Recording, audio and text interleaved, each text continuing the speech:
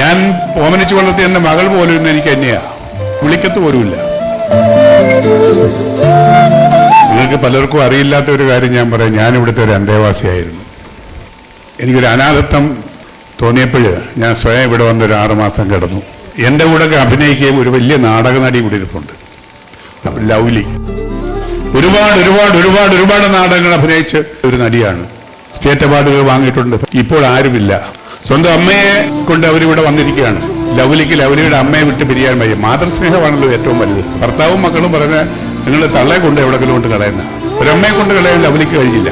ബുദ്ധിമുട്ടായി, പീഡനങ്ങളായി, പ്രയാസങ്ങളായി, ദാരിദ്ര്യമായി ആയകാലത്ത് ഉണ്ടാക്കിയതെല്ലാം പിള്ളേരെ പഠിപ്പിച്ചു. പിള്ളേർക്ക് സർക്കാർ ഉദ്യോഗസ്ഥന്മാരാ. അവരിവിടെ വന്ന് അഭയം പ്രാപിച്ചിരിക്കുക. 2 കൈ നീട്ടി ഗാന്ധിഭവൻ അവരെ സ്വീകരിച്ചു. ഇതാണ് അവസ്ഥ, മനുഷ്യന്റെ അവസ്ഥ.